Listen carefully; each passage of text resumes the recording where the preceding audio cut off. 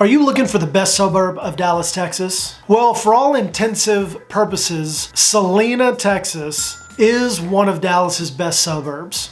What's that? It's pronounced Celina? I don't believe you. I don't believe you. Agree to disagree. Irregardless, there's no such thing as utopia, so I'm gonna blow caution to the wind and give you the pros and cons of one of Collin County's sweetheart cities. Let's go. What's up, guys? Jono here from Selling North Dallas. Of course, it's Celina, Texas. We're gonna break down the pros and cons of Celina, Texas. If you wanna check out a video log tour that we just did, you can check out this link right here where I show you some of my favorite spots of Celina, Texas from the golf cart. I think we did a great job on the video, but I'd love to hear your opinions as well. If you're new to the channel, be sure to click subscribe and turn on the notification bell, and also hit the like button there in the lower left-hand corner.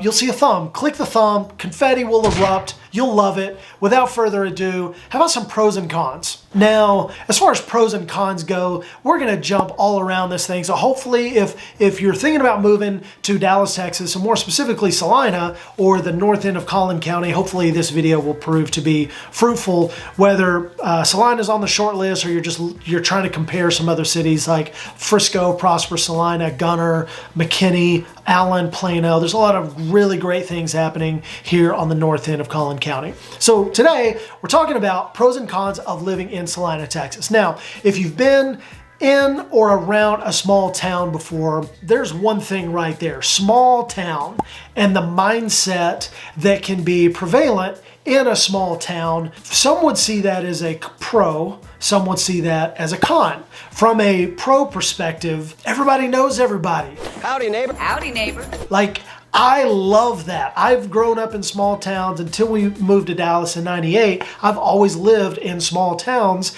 and it wasn't really that special to run into people that you know because it happens all the time. Well, after living in Dallas since 1998, I love it now. Living in Prosper, I spent a lot of time in Celina, and I look for people that I know, and if I recognize you, I'm gonna come up and say something to you just because I miss that. Idly ho. That's a pro in my opinion. Now, the con, everybody knows everybody, and sometimes that means everybody knows your business, and that's a turnoff for a lot of people. Hey, I saw you preach last night. Especially if you've grown up in a small town and there's an event, something happens that's unfavorable, everybody knows about it, right? So on one hand, that can be a pro. On the other hand, it can be a con depending upon your perspective. All right, so the next item that I want to talk about is the downtown area. I love downtown Celina. There's so much going on. There's always something happening, except on Mondays where a lot of the stuff is shut down. But that in and of itself is kind of a cool thing, right? Where the city just kind of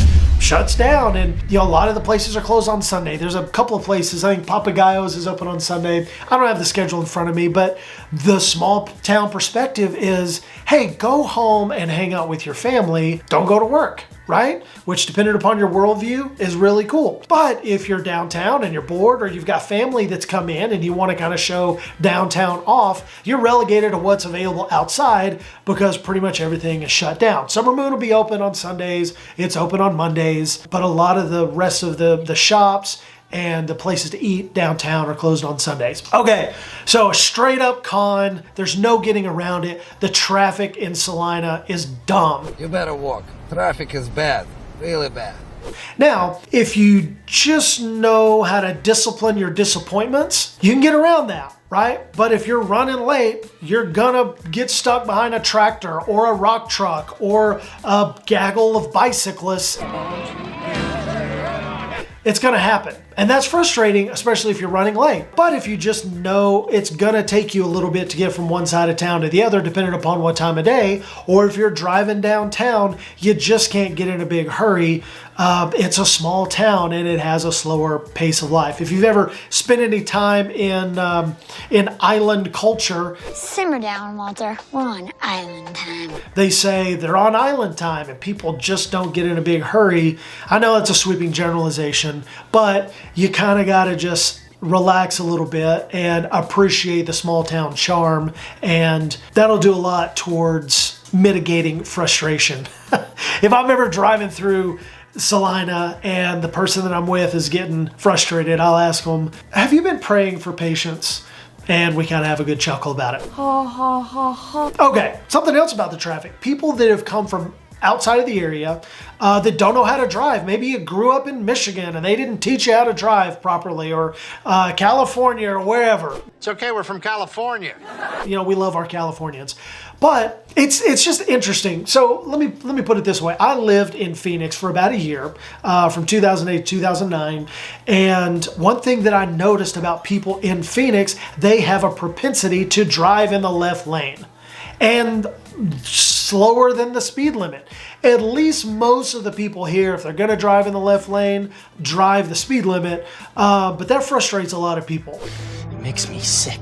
I was on the phone with a guy from Phoenix this week who's looking at moving out here. If you just stay in the right lane, you're good. If you're going to be turning left, you probably just need to know that if you're not driving the speed limit or maybe a little over, you're probably going to have somebody tailgating you. And that's just kind of how it is. Yeah? Get off my ass, asshole! Whatever that's worth. Okay, next thing, I would call this a pro, would be the slower pace of life. We talked a little bit about this, but the idea of living in the city, everybody's in a hurry, and everybody's in the way, and you got to hurry up and get to the thing, and now you're running behind, and there's this cascading effect where it interrupts your schedule for the rest of it. If you're in and around a small town, there seems to be less of that, and I love it. I have a tendency to be in a hurry. I'm always late. It's refreshing when I get in, up in and around Celina, and I'm just reminded, hey man, it's okay. Something I'm really working on right now is a thing known as Lombardi time, which is get there 15 minutes early. If the meeting starts at 3, get there at 2:45. And if you just kind of think along the lines of, if I show up at 2:46, I'm late, just get there early. And then you're not in a rush, and I have really appreciated the times that I've got that right. It's a work in progress. Thanks for not giving up on me, but Lombardi time, give it a shot. If you're the guy that's constantly late, throw down in the comments so that I know that I'm not all alone, and do Lombardi time, as in the coach, Vince Lombardi, and maybe that gives you a little bit more time in your life. Not to be assumptive, but if you had an extra 15 minutes of free time, what would you do with it? Glad you asked, mon frere. Anyway, here's a con. If you are going to live in Celina and work in Dallas, God help you. Although getting north and south is a lot easier than getting east and west, depending upon the time of day that you need to be in Dallas or that you're going to be coming home, you're going to run into Dallas traffic. The tollway a lot of times can be a nightmare depending upon the time of day. They're currently under construction at the top of the tollway, where it intersects with 380. We're just about ready to open that up, and it'll be infinitely better, but there's bottlenecks through there, and you just got to know that it's going to take you longer than you think. Everybody uses Waze or Google Maps or Apple Maps. Even though you know the way, if you're driving in traffic or you know you're going to be experiencing traffic, it's just a natural habit to have one of those GPS enabled maps going so that you can keep an eye on traffic. Luckily, there's a lot of alternate routes, but if you're living in Celina and you're working in Dallas, it's gonna suck. So hopefully you have an Audible account or you're into podcasts, because you're gonna drive yourself nuts. This is driving me crazy. Okay, here's a definite pro of living in Celina, and it's the school system. I don't know why I keep punching the table. I'm not punching the table because of schools or because of you. I think you're great. Maybe my hands are just too big. Irregardless, hopefully people are enjoying, it doesn't matter. Anyway. Back to the schools. The schools can be a sore subject for certain Celina residents. Depending on if you're an OG or if you're new to the area, you'll probably like this, but great ratings. Homecoming. Celina just had their homecoming. I mean, it is a thing to see. Everybody comes out, all the people wearing orange. It's amazing. I wish I had some footage to show you. Speaking of Celina football, Friday Night Lights. I mean, Celina Bobcats have one of the winningest programs in the state of Texas. They're 8-time state champions. These guys just crush everybody that they play. So along with that, every time they score, there's a train horn. Speaking of small town, pissing off the new people and the OGs loving it, they blast that train horn with every touchdown, and it's loud.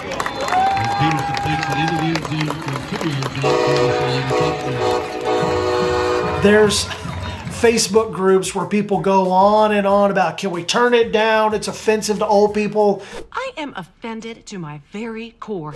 Listen, if you're living in Celina on Friday nights, Thursday and Friday nights, when they score those touchdowns, you're going to hear the train horn, and it's loud. And if that's going to bother you, you probably want to know that before you move out here. So make sure, if you're coming to town, check out Thursday, Friday night, hang out down there, and you'll get a sense of, is this going to be too much to deal with? Or look us up. Maybe we can go look at some houses, and you can be inside a house when they score, and you'll know if it's going to be intrusive to what you got going on or not. So I've got an article here. Here's when Celina ISD might begin thinking about a second high school. So as Celina ISD prepares for an influx of student growth, it doesn't plan on becoming a district like Frisco ISD. Frisco ISD is massive. Right now, as of the making of this video, there are 12 high schools in Frisco. Now, Frisco covers a lot of real estate, but according to this article, Celina does not want to get themselves in a situation where they like that. It will likely end up 7 to 8 mega high schools containing over 3,000 students each, said Bill Himbley, Celina ISD's Assistant Superintendent of Operations, and the district will become more like that of the McKinney ISD model. So just something to know if you're moving up here. Now, we'll cover this in my next point, but if they're anticipating 7 to 8 mega high schools, what does that say about growth? Anyway, in the short term, the district's population is slated to double from its current population of 3,100 to 6,000 in 2025, and then double again by 2030 to 12,000. So that brings me to my next point. There is a ton of growth coming to Celina. Now, if you're an OG already living in Celina, you probably fall into one of two camps. You either hate that your small town is turning into the big city of Dallas, or you love it because you know what that's going to do for property values. That's just what happens when you have an area that's so in demand. People want to move there because of supply and demand. Values go through the roof. And if you're interested in investing in real estate, this is how people do it, right? You don't have to be a rocket scientist, which I'm so grateful for, because I would make a terrible rocket scientist. So depending upon your perspective, the future growth could be perceived as a pro or a con. What do you think? Do you think the growth coming to Celina is good or bad? Drop down in the comments and let us know your opinion. Okay, I think this would be a good time. You know, a lot of what I've covered right now has been from my perspective, having never lived there. So I've got a special guest that I like to bring on right now, and let's get his opinion on the matter. You know, as I mentioned earlier, I can give you the perspective of a guy that's lived here for 12 years, but I thought, I've got a lot of buddies up in Celina that have grown up there, work up there, and have maybe a different perspective. So I brought my buddy Guy Charles on. Guy, how the heck are you? I'm good, brother. How are you today? I'm doing good, man. Thanks for hanging out. So from your perspective, you grew up in Celina, went to school in Prosper for a while, then you moved up to Celina. When were you in Prosper? When did you get to Celina? Dude, we were moved to Prosper in '88. Dad was the athletic director there from '88 to '93. Left Prosper into my 8th grade year. Moved to Celina in '96. Started as a freshman there. So went through high school in Celina and was part of the marching band. Played football, did track, did the whole Celina Bobcat thing. Yeah, so that's what I'm talking about. So when you were in high school there, what class were you guys? Were you all 3A at the time? We were 2A. You were 2A, and you were in the band. What instrument did you play in the band? I played in the band my freshman and sophomore year, played trumpet. Trumpet, okay. And you were a bass player at one point, right? Played bass in college, yeah. You know what? You want to hear a bass player joke? Sure. What do bass players use for birth control? A solo? Their personality. Oh, okay. Well, close. I'm just kidding if you're a bass player. I was a guitarist and a drummer, so we love our bass players. So you played bass. You played trumpet in high school, freshman and sophomore year, and then also played football and also ran track off season. What? Any other sports or any other? I did powerlifting, so I did weightlifting. Okay. Between track and football. Yeah, so you got the full experience. Were you guys in the current high school, or was there a different building y'all were in? When I started, right across from old Bobcat Stadium, the square building that's right next to the junior high, that was the high school. Okay. Into my sophomore year, they built what is now the junior high. That was the high school then. We moved everything over there. So where the high school is presently up on Al Hubbard, yeah, that was nothing but a field. That was all field. Okay, so you were playing in the stadium downtown. Yes, sir. Okay. So did y'all have the train horn back then? Oh, yeah. Did you score as many touchdowns back then as they do now? Oh, yeah. My senior year, we were the first ever to go 16-0 in Celina. Yeah. Like the Celina dynasty for football. So we talked about some things as far as cons, traffic, if you're commuting into Dallas, God help you. But someone moving from the area, what would you say is your biggest pro and your biggest con from your perspective? And biggest pro, like if you're wanting that small town feel where the whole town in a way just supports each other. Like there's just a love for everything that's Celina.